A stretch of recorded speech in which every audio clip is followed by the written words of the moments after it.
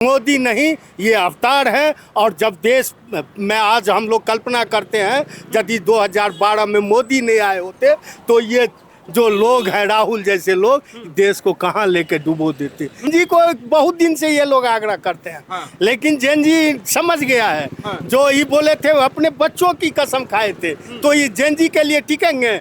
जेन जी लाठी खाने लगेगा ना ये सबसे पहले घर भाग जाएंगे। हाँ। यहाँ का जेन जी समझदार है। हाँ। जेन जी को जब जरूरत लगेगा जब उठ खड़ा होना है तो किसी को पुकारना नहीं पड़ेगा। अमेरिका और जर्मनी से भी छुप के वार करते हैं तो मैं आपको सावधान करना चाहता हूँ। आजकल अज्ञात लोग ज्यादा हमला करते हैं भारत के देशद्रोहियों पर। जितने भी मतलब थे चोर चोर मौसेरे भाई सारे इकट्ठे हो गए। शेर अकेला काफी है।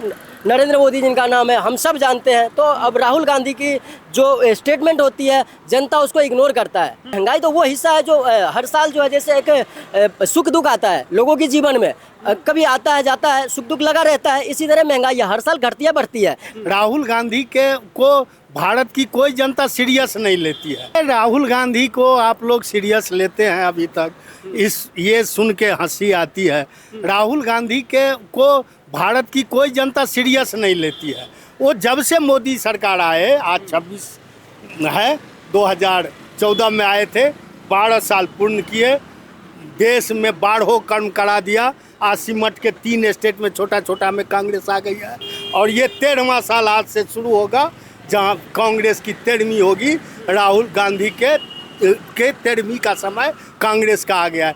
कांग्रेस को सारे नेता ने छोड़ दिया राहुल गांधी के कुकर्मों के चलते। आप देखे होइएगा इतने अच्छे अच्छे नेता सब, नटवर सिंह, माधवराव सिंधिया का बेटा, फिर वो कश्मीर वाले थे, सत्य बने सारे अच्छे। अब मान लीजिए आप भारत की जनता राहुल को सत्ता भी दे देगी तो मंत्रिमंडल कहाँ से बनाएगा भाई? उसके पास आदमी कहाँ है, नेता कहाँ है? आप सिमटते सिमटते देखिए मोदी सरकार का 12 साल पूरा हुआ है।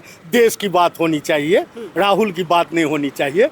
लेकिन राहुल गांधी तो बयान दे रहे हैं ना, कह रहे 1 साल में सरकार गिर जाएगी, कह रहे महंगाई इतनी बढ़ गई, बेरोजगारी इतनी बढ़ रही, कह रहे कि इस देश को एक जनजी आंदोलन की जरूरत है। कॉकरोच पार्टी भी हाल फिलहाल में बनी। देखिए कॉकरोच कीड़ा मकोड़ा बन करके राहुल गांधी आए, केकरो काट लें, थोड़ा विष विषाएगा, कोई कुछ नहीं होने वाला है। इस 12 साल में मोदी जी ने 370 हटा करके 35 से हटा करके संपूर्ण भारतवर्ष को एक किया। कश्मीर में तिरंगा लहराया, वहाँ के सैनिकों को ताकतवर किया, वहाँ के सैनिकों को ताकत दी, आधुनिक रूप से मजबूत किया। वो जिस सैनिक पर पत्थर चलते थे अब कश्मीर में फूल बरस रहे हैं, तिरंगा लहरा रहा है। 12 साल में राष्ट्रवादियों को मोदी ने दिया है। गरीब जनता को जन कल्याणकारी योजनाओं को ला करके मोदी ने दिया है। इस विपक्ष के चमचे, ये जो देशद्रोही लोग हैं, टूल किट वाले हैं, उसको मोदी ने कुछ नहीं दिया। जैसे कांग्रेस करती थी ना, जो विरोध करता था उसको भी कमीशन जाता था। मोदी जी वो सब नहीं करते हैं। मोदी जी वो सब नहीं करते हैं। मोदी जी दिन रात सोते उठते 24 घंटा देश के लिए जीते हैं, देश के लिए मरते हैं। मोदी नहीं, ये अवतार है। और जब देश में आज हम लोग कल्पना करते हैं यदि 2012 में मोदी नहीं आए होते तो ये जो लोग हैं राहुल जैसे लोग देश को कहाँ लेके डुबो देते। देश में इतनी संकट आई, कोरोना काल आया, मोदी जी के वैज्ञानिकों ने वो जो वैक्सीन बनाया, वो मोदी जी ने 52 देश की जनता को रक्षा के लिए भेजा। वो देश भारतवर्ष है। भारतवर्ष है जो हमारे यहाँ आकर के बम फोड़ा करते थे, वहाँ घुस घुस करके 3 बार एयर स्ट्राइक करके सिंदूर ऑपरेशन चला के उनके आका सहित परिवार सहित नस्तो नाबूद कर दिया।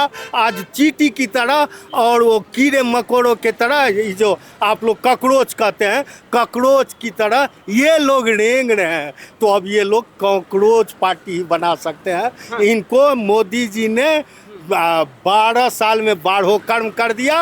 अब इनकी 13वीं ये साल होगी। आज बंगाल देखिए, वहाँ पर हमारे सनातनी की क्या दशा थी। हमारे सनातन के लोग, हिंदू लोग वहाँ डरे रहते थे।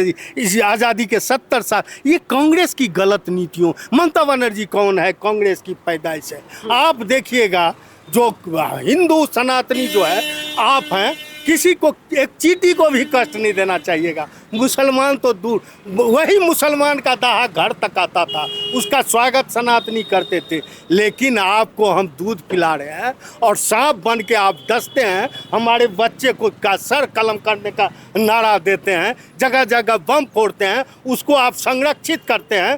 तो अब वो समय आ गया है जो आप अपनी पहचान बताओ, आप अपनी पहचान बताओ, जो आप चाहते क्या हो। हाँ। अच्छा एक चीज़ बताइए, अभी आपने जैसे देशद्रोह का बात करी, देशद्रोह और टूल किट गैंग की बात की, लेकिन राहुल गांधी का भी 3-4 दिन पहले बयान आया तो उन्होंने कहा कि प्रधानमंत्री नरेंद्र मोदी और देश के गृह मंत्री जो है आरएसएस जो है, ये देश के गद्दार हैं, ये देश के लिए कुछ नहीं कर रहे, इन्होंने महंगाई बेरोजगारी कर ली, संविधान खत्म कर दिया, इस देश से तमाम चीज़ें बता रहे हैं राहुल गांधी। देखिए, मोदी जी को गद्दार बोल दिए चलेगा, उनके वो विरोधी हैं। अमित शाह को गद्दार बोल दिए, उनकी नहीं सुनते हैं, चलेगा। जब बच्चे कमज़ोर हो जाते हैं, हम आपको पीटना शुरू कर दें अभी, और आप नहीं सकिएगा तो आप गाली दे सकते हैं। तो अब राहुल गांधी वही बच्चे की तरह, उनसे कुछ चल नहीं रहा है, जनता उनकी सुनती नहीं है, तो गाली गलौज करते हैं। आपको देखना होगा, जो कांग्रेस का समाप्त हो जाना देश के लिए अच्छी बात नहीं है।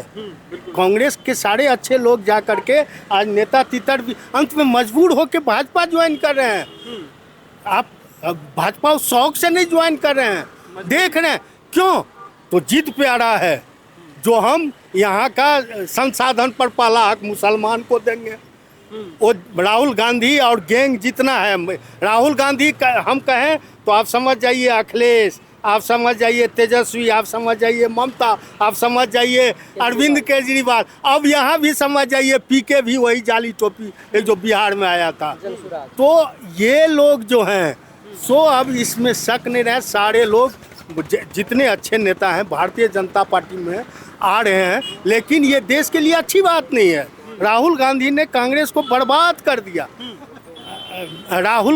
अखिलेश ने सपा को बर्बाद कर दिया, तेजस्वी ने राजद को बर्बाद, माने राजशाही प्रवृत्ति को जनता ने अब यहाँ नहीं रहने देने का ठान लिया है। अब राष्ट्रवादी शक्ति को खोज रहा है। आप देश हित की बात करिए, फिर आप मोदी जी की आलोचना करिए, अमित शाह की, लेकिन आरएसएस का आलोचना करने से रोआ रोआ भुलक जाता है। आज तक कोई भी आरएसएस का 100 वर्ष हो गया, आपके पिताजी, आपके दादाजी नहीं कहे होंगे जो आरएसएस ने कहीं किसी को एक लाठी मारा। अभी एक आखिरी रास्ता फिल्म आया है, वो 100 वर्ष पूरे, वो देख लीजिए। आरएसएस का कार्यकर्ता भलाई के अलावे, जन कल्याण के अलावे कोई काम नहीं करता है, केवल लाठी रखता है। चूँकि एक कवि का कविता सुना देते हैं, लाठी में गुण बहुत है सदा राखिए संग, वो किसी को चलाने के लिए नहीं लाठी सहयोगी के रूप में रखा जाता है। लेकिन आज तक नहीं सुने होंगे आरएसएस के आदमी ने लाठी मारा या कहीं दंगा फसाद किया। वो तो जब देश पर कोई संकट आता है तो घर में रहते हैं, वो अनुशासित हैं, वो जो है वो अनुशासित हैं, धर्मनिष्ठ हैं, कर्मनिष्ठ हैं, और जब देश को ज़रूरत होती है तो वो घर से निकलते हैं। और यही कारण है जो अब इन सारे लोगों का जो आरएसएस का निंदा करते हैं, देश को नीचा दिखाना चाहते हैं, इनका समय चला गया। जी, आखिरी सवाल मेरा आपसे ये है, कॉकरोच जनता पार्टी बनी, सब जो जितने विपक्ष के नेता हैं उन्होंने समर्थन किया, तमाम चीज़ें करी, लेकिन इस पर एक सवाल ये भी बनता है कि कॉकरोच जनता पार्टी बनी क्यों? क्योंकि विपक्ष कहीं ना कहीं पीछे रह गया, इस वजह से कॉकरोच जनता पार्टी सामने आई है। जर्मनी में बैठे ध्रुव राठी सपोर्ट करते हैं, अमेरिका में बैठा हुआ कॉकरोच जनता पार्टी बनाता है। इन सब तमाम चीज़ों पे आप किस तरह से देखते हैं कि मतलब ऐसा क्या आपदा आ गई कि देश में कॉकरोच जनता पार्टी बन जाती है? और कुछ लोग यहाँ तक कह रहे हैं कि जेनजी आंदोलन की ज़रूरत है इस देश में, जैसे नेपाल में हुआ, बांग्लादेश में हुआ और श्रीलंका में हुआ। देखिए, जेनजी को बहुत दिन से ये लोग आग्रह करते हैं, लेकिन जेनजी समझ गया है, जो ये बोले थे अपने बच्चों की कसम खाए थे, तो ये जेनजी के लिए टिकेंगे? जेनजी लाठी खाने लगेगा ना, ये सबसे पहले घर भाग जाएंगे। यहाँ का जेनजी समझदार है, जेनजी को जब जरूरत लगेगा, जब उठ खड़ा होना है तो किसी को पुकारना नहीं पड़ेगा। ये अमेरिका में बैठ करके काहे पुकार रहे हैं? ये काहे? आज ही की घटना है, बेंगलोर में ये लोग आंदोलन किए थे, वहाँ चार आदमी पहुँचा, 4 आदमी ये चाहते हैं लाठी जेनजी खाए और सत्ता का शीश महल में हम रहे, हम भोग करें शीश महल का। ये वो जेनजी नहीं है जो लाठी खा लेगी आप शीश महल में रहिएगा। आप कर्म करके दिखाइए ना महाराज, आप कर्म से क्यों भागते हैं? सीना ठोक करके सामने आइए ना। कॉकरोच बढ़ के अमेरिका जर्मनी से छुप के क्यों वार करते हैं? लेकिन अमेरिका और जर्मनी से भी छुप के वार करते हैं। तो मैं आपको सावधान करना चाहता हूँ, आजकल अज्ञात लोग ज़्यादा हमला करते हैं भारत के देशद्रोहियों पर, इसीलिए सावधान रहो। आना है, लड़ना है तो सीना खोल के आओ, आंदोलन करो, मुद्दा उठाओ, जनता के लिए लड़ो।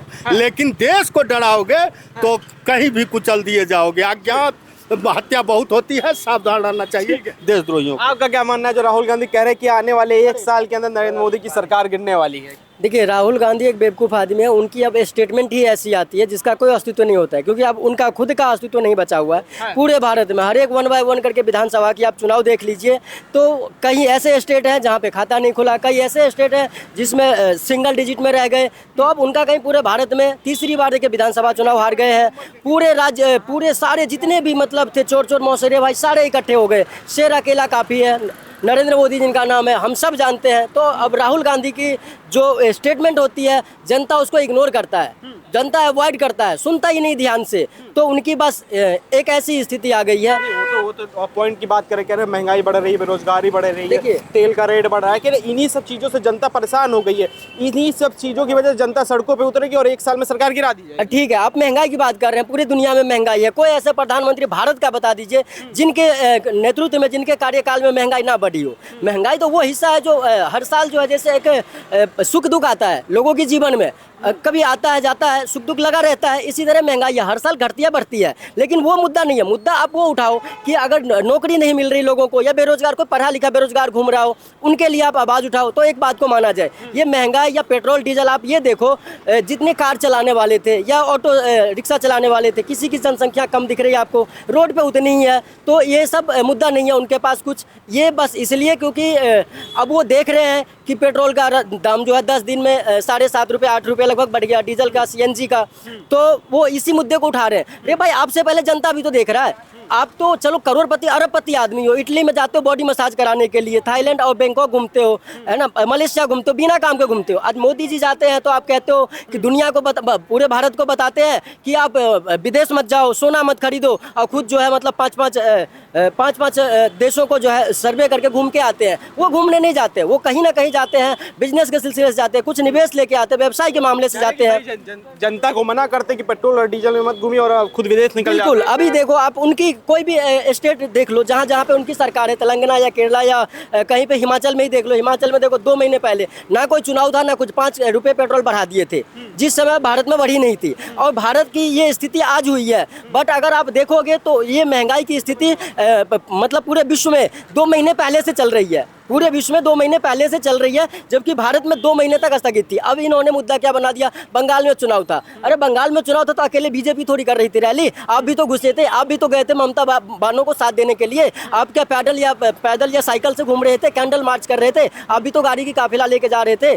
तो इनकी देख लो आप, ये क्या पैदल रोड पे चलने लगे हैं। तो ये सिर्फ कहने की बात है, जनता को मूर्ख समझते हैं। बट जनता ने 60 साल तक इनके ऊपर भरोसा किया था। 60 साल में जितना इन्होंने बेवकूफ़ बना दिया है, 6 दशक बिता दिया, आज इनका 1 दशक बीता है। तो मोदी जी पे आप सवाल उठा रहे हो, लेकिन मोदी जी ने तो इतना दे दिया इस 1 दशक में जो आप पूरे 60 साल में नहीं दे पाए थे। एक हमारे आर्मी को जूता तक नहीं दिला पाए थे। कश्मीर में जो है मतलब आज़ादी होने के बाद भी वहाँ पे ऐसे लगा था कि कर्फ्यू में, हाँ, कर्फ्यू में लोग जी रहे हैं। और ख़ास तौर से हिंदू की अगर हम बात करें तो आवाज़ तक नहीं उठा सकते हैं। और बंगाल की बात करें तो अगर आपने ये बोल दिया कि हम आरएसएस या बीजेपी से हैं, अगर आपने ये बोल दिया हम हिंदू पार्टी से हैं, महिलाओं को घसीट के रोड पे मारते थे, है ना। तो बंगाल में भी जनता इतना ऊब गया था। तो पूरे भारत की ये स्थिति थी, इसीलिए अब इनका कोई अस्तित्व बचा नहीं है। तो यही घसीट पसीट के ये मुद्दा लेके आते हैं कि जेनजी ये करेगा, जेनजी वो। जिस दिन जेनजी को कुछ करना होगा, जेनजी इनसे पूछ के नहीं रोड पे आएगा। जिस दिन उनको ये लगेगा कि भारत में प्रधानमंत्री के बस का नहीं है देश चलाना, जेनजी रोड पे आ जाएगा और वो मुद्दा लेके आएगा कि मोदी जी आप ये गलत कर रहे हैं। आप मुझे बताइए, कहीं भी आप देखोगे कि ऐसा कोई स्थिति नहीं है कि आपको लगेगा कि भारत में जो है मोदी जी की स्थिति डाउन हुई है या मोदी जी की सरकार गिरने वाली है। जब ये 2024 में सरकार बनी थी तब भी ये क्या करे थे, 240 सीट आने के बाद कि बैसाखी की सरकार है, 2 दिन में गिर जाएगी। कुछ हुआ, 2 साल से अच्छे से चल रहा है और 2029 तक अच्छे से चलेगा और 2029 में फिर चौथी बार जो है बीजेपी की सरकार आएगी।